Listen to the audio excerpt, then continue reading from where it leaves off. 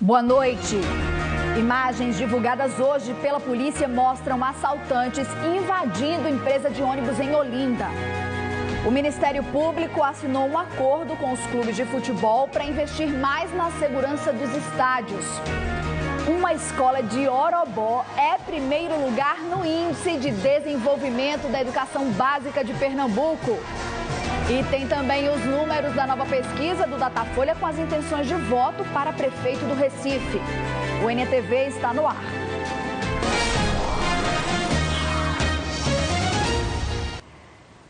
E a gente começa o NTV de hoje indo para Igaraçu, cidade de 112 mil habitantes na região metropolitana do Recife, que completa hoje 481 anos. A festa em homenagem aos padroeiros, os santos Cosme e Damião, também termina hoje. A igreja do sítio histórico é a mais antiga do Brasil. A repórter Larissa Pereira está acompanhando as comemorações por lá. Boa noite, Larissa.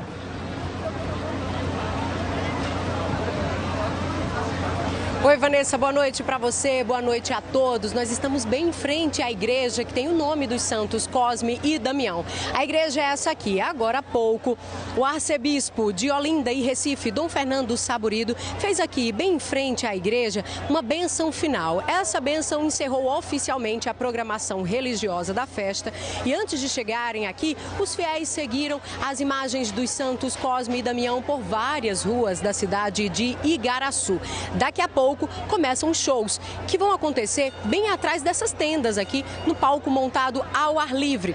Vão se apresentar já Márcia Felipe, os magnatas do forró e a banda Mega Love. Mas para quem perdeu a missa que aconteceu às 4 horas da tarde, uma missa ao ar livre, pode acompanhar uma outra missa às 7h30 da noite, que vai ser celebrada no convento de Santo Antônio, bem atrás aqui da igreja dos santos Cosme e Damião. Vanessa, é com você. Larissa Pereira ao vivo de Igaraçu. E agora a gente segue com outros assuntos. Na semana passada, você viu aqui no NTV que um grupo de assaltantes armados invadiu a garagem da empresa de ônibus Caxangá, em Olinda.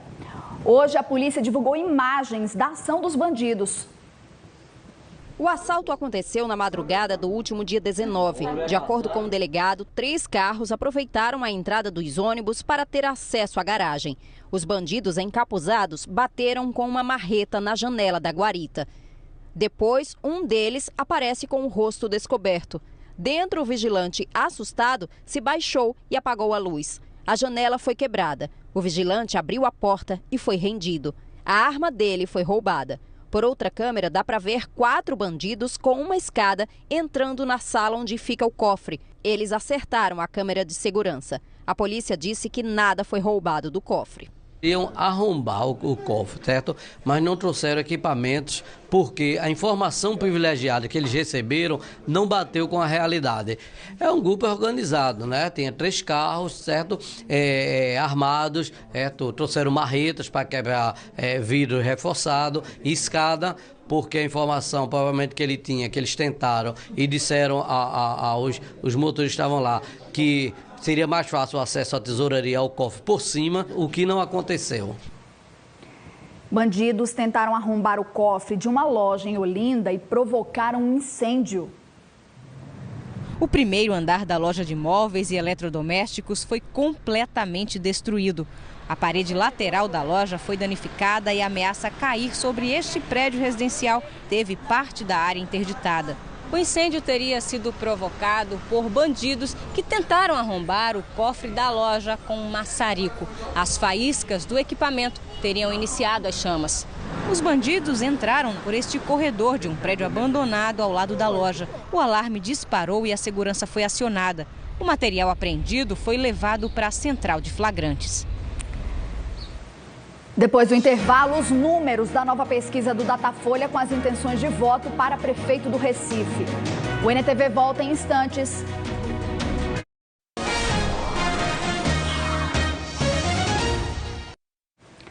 Estamos de volta com o resultado da 4ª pesquisa do Instituto Datafolha com as intenções de voto para prefeito do Recife. A pesquisa foi encomendada pela TV Globo e pelo jornal Folha de São Paulo. A margem de erro é de 3 pontos percentuais, para mais ou para menos. Vamos aos números, comparando com as duas últimas pesquisas do Datafolha divulgadas aqui nos dias 26 de agosto, 9 e 22 de setembro. Na primeira pesquisa, o candidato João Paulo, do PT, tinha 32% das intenções de voto. Na segunda, ficou com 34%, na terceira foi para 29% e agora está com 26%. Com a margem de erro, poderia ter de 23% a 29%. Geraldo Júlio, do PSB, tinha 28%. Na segunda pesquisa, foi para 36%, depois para 38%. Agora permanece com 38%. Com a margem de erro, poderia ter de 35% a 41%. Daniel Coelho, do PSDB, estava com 10% na primeira pesquisa. Foi para 11% na segunda, para 13% na terceira e agora está com 14%. Com a margem de erro, teria entre 11% e 17%. Priscila Krause, do DEM, tinha 6% na primeira pesquisa.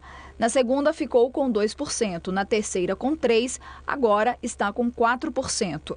Com a margem de erro, teria entre 1% e 7%. Edilson Silva, do PSOL, estava com 3% na primeira pesquisa. Na segunda, ficou com 2%. Na terceira, também com 2%. Agora permanece com 2%. Com a margem de erro, não chegaria a 1% ou teria 5%. Brancos e nulos eram 13%, passaram para 10%, depois para 8% e agora são 11%. Na primeira pesquisa, 7% não souberam responder, depois 4%, na terceira 6% e agora são 5%. Nesta quarta pesquisa do Datafolha, os candidatos Carlos Augusto, do PV, Simone Fontana, do PSTU e Pantaleão, do PCO, foram citados, mas não conseguiram atingir 1% das intenções de voto. O Datafolha fez também uma simulação de segundo turno entre os candidatos Geraldo Júlio, do PSB, e João Paulo, do PT. Geraldo Júlio, do PSB, aparece com 49% dos votos. Com a margem de erro, teria entre 46% e 52% dos votos. João Paulo, do PT, teria 36% dos votos. Com a margem de erro, ficaria entre 33% e 39% dos votos. 12% dos pesquisados disseram que votariam em branco ou anulariam o voto e 3% não souberam responder.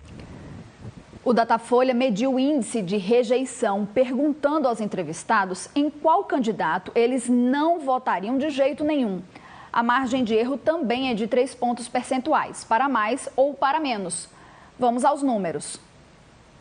40% dos eleitores disseram que não votariam no candidato Pantaleão, do PCO. 35% não votariam em João Paulo, do PT. 28% não votariam em Simone Fontana, do PSTU. 26% em Edilson Silva, do PSOL. 26% em Carlos Augusto, do PV. 22% não votariam em Priscila Krause, do DEM. 21% não votariam em Geraldo Júlio, do PSB. 21% não votariam em Daniel Coelho, do PSDB. 6% não votariam em ninguém. 3% poderiam votar em qualquer um dos candidatos. E 4% não souberam responder. A pesquisa ouviu 1.024 eleitores ontem, 26 de setembro. O nível de confiança é de 95%. O que significa que, considerando a margem de erro, a chance do resultado retratar a realidade é de 95%. A pesquisa está registrada na Justiça Eleitoral. Vamos ver agora como foi o dia de campanha de candidatos à Prefeitura do Recife. O candidato Edilson Silva, do PSOL, gravou vídeos para a propaganda eleitoral. O candidato Edilson Silva, do PSOL, gravou vídeos para a internet em uma casa no sítio histórico de Olinda, hoje à tarde. Ao lado de candidatas à vereadora do PSOL em Olinda e no Recife, ele apresentou propostas de políticas públicas para as mulheres. Quais são as propostas do senhor para incluir a mulher nos serviços públicos e na gestão? 54% da população recifense é formada por mulheres. No entanto, nós não temos uma gestão que efetiva políticas públicas para garantir a cidadania da mulher. Nós precisamos garantir creches, porque 30 mil crianças estão sem creches no Recife. Nós precisamos garantir cidades seguras para as mulheres. As mulheres são mais vulneráveis à insegurança pública e estão sendo estupradas nos coletivos, nos metrôs, nas praças da nossa cidade. As mulheres não têm uma emancipação garantida através de uma garantia de um empreendedorismo solidário e cidadão. São essas políticas que nós queremos implementar dentro da nossa gestão com a participação das mulheres. Priscila Krause, do DEM, fez campanha no bairro de Campo Grande. Priscila Krause, do DEM, foi à Rádio Tropical no bairro de Campo Grande. Priscila foi entrevistada pelo apresentador Tony Almeida sobre o programa de governo dela. A candidata estava acompanhada do candidato a vice Alcides Cardoso, do PMN. Entre os assuntos, o plano de segurança para o Recife. Quais os seus planos para a segurança no Recife? Infelizmente, o Recife hoje é a cidade do medo. Nos últimos 3 anos, os homicídios aumentaram 32% e os estupros voltaram a ser manchete de jornais, apavorando a todas nós mulheres. Quero dizer às pessoas que na prefeitura eu vou pessoalmente comandar as ações de prevenção à violência. Vamos iluminar a cidade usando o dinheiro da contribuição de iluminação pública, recuperar os espaços degradados, praças e parques. Vamos reestruturar a guarda municipal e criando, dentro das comunidades, os núcleos de mediação de conflito com foco na violência doméstica para que o recifense volte a ter segurança. O candidato Carlos Augusto, do PV, fez campanha na zona sul do Recife. O candidato Carlos Augusto, do PV, esteve no terminal integrado do aeroporto. Ele distribuiu material de campanha e conversou com eleitores. Carlos Augusto também aproveitou o espaço para gravar a propaganda eleitoral. O candidato falou das propostas dele para o transporte público da capital. Quais as suas propostas para a melhoria no transporte público do Recife? Bom, mobilidade é o tempo que você gasta para ir vir da sua casa, para o trabalho, e é tempo que você perde, que você poderia estar usando para cuidar mais do seu filho e para o lazer.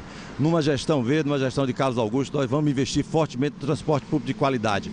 É faixa exclusiva para ônibus, para você andar mais rápido. Ao mesmo tempo, vamos investir em ar-condicionado nos ônibus, melhorar a frequência e a qualidade do transporte. Por outro lado, nós vamos investir também em faixas de pedestres, as calçadas têm que ser melhoradas. Nós, Recife, tem um problema sério de calçada. Você que tem mais de 60 anos tem dificuldade de se locomover, você que é mãe também, e ao mesmo tempo aumentar as ciclovias na cidade. Então, melhorar as faixas exclusivas para ônibus, ciclovias e calçadas melhores. Em instantes, você vai conhecer as escolas estaduais com as melhores notas de Pernambuco. O NTV volta já.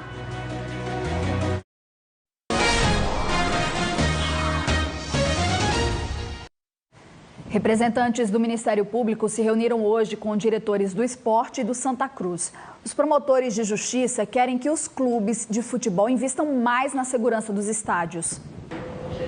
A promotora do juizado do torcedor do Ministério Público de Pernambuco, Selma Carneiro, decidiu fazer a reunião para que os representantes dos clubes, do Corpo de Bombeiros e do Batalhão de Choque discutam todas as medidas de segurança que precisam ser implantadas nos estádios do Esporte e do Santa Cruz. Nós vimos a questão da mobilidade, nós vimos a questão da acessibilidade, nós vimos a questão do piso tátil, do cadeirante, nós vimos rampa de acesso, nós vimos a questão estrutural, fissuras, infiltrações nos clubes, e isso precisa ser olhado pelo Ministério Público e como aqueles todos que fazem essa segurança.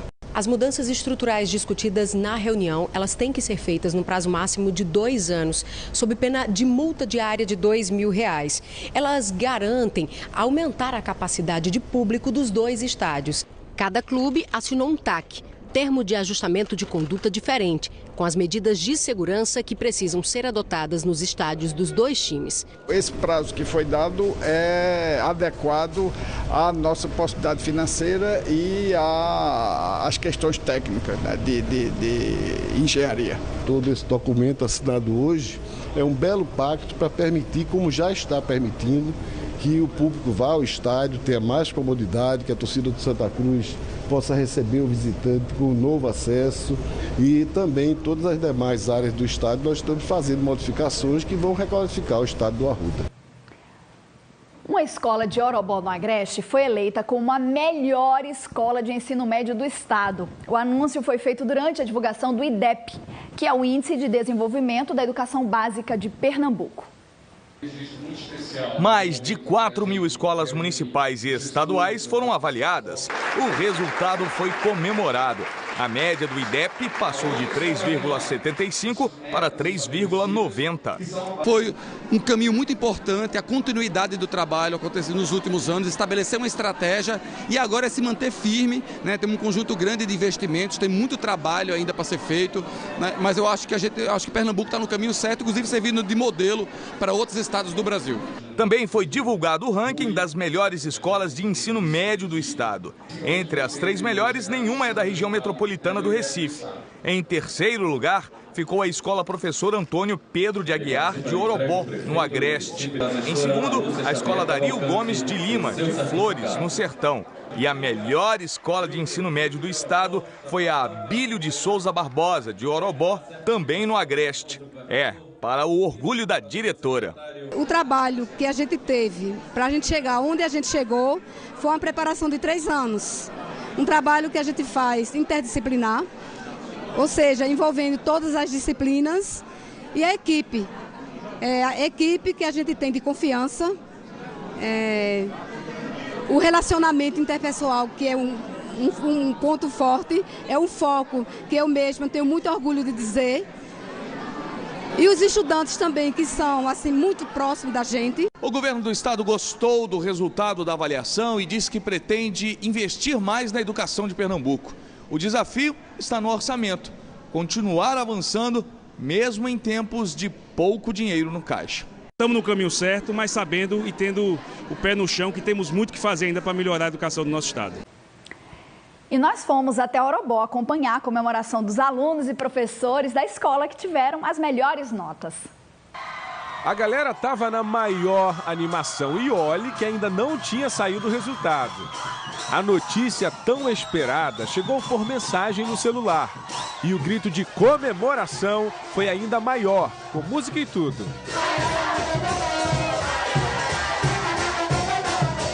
7,98. Essa foi a nota aqui da Escola Estadual de Referência em Ensino Médio Abílio de Souza Barbosa. Uma nota que deu para os meninos aqui de Orobó, no Agreste de Pernambuco, o primeiro lugar no Índice de Desenvolvimento da Educação em Pernambuco. Temos uma infraestrutura ótima e bem receptiva para todos os alunos. Todos os professores são muito bem qualificados. Desde que passou a ser de referência há 7 anos, com os alunos estudando aqui em tempo integral, os professores investiram em várias atividades. A leitura é um dos segredos do sucesso. Nós priorizamos a leitura sempre, desde a chegada do aluno ao primeiro ano até o terceiro ano.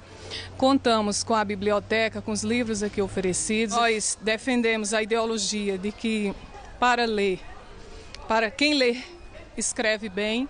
A Bruna, de 16 anos, aluna do terceiro ano do ensino médio, resumiu o sentimento dos 480 alunos que estudam aqui na Escola Abílio de Souza Barbosa. Desde o primeiro ano que eu estudo aqui, sou apaixonada por essa escola, participo de tudo aqui e professores, alunos, todo mundo aqui é uma família. Já que estávamos em Orobó, a 118 quilômetros do Recife, deixamos a escola Abílio de Souza Barbosa e pegamos a estrada, boa parte de terra, até o distrito de Matinadas, zona rural de Orobó. Esta é a escola estadual Professor Antônio Pedro de Aguiar, que ficou em terceiro lugar no estado com nota 6,98 no IDEP. Resultado bastante comemorado pelos professores. É o resultado do trabalho em conjunto dos professores com suas aulas dinâmicas, da equipe gestora que está bem comprometida com o trabalho da escola, de todos que fazem a escola. Aqui estudam 242 alunos, que são em maioria filhos de agricultores, jovens sonhadores. Meu maior sonho é ser psicóloga mesmo. Você acha que a escola vai te ajudar a chegar lá? Vai, muito. Para eles, o terceiro lugar é mesmo que o primeiro e reflete um trabalho de equipe. Os professores são excelentes, a gente tem seminários, a gente apresenta seminários, tem a gincana todo ano. Boa noite para você e até amanhã.